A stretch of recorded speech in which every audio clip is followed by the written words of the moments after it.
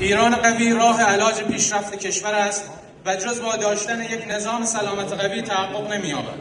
آیا مرگ مادر پل‌لختری و نوزادش را که بر اثر نبود متخصص فوت کردن فراموش کرده اید؟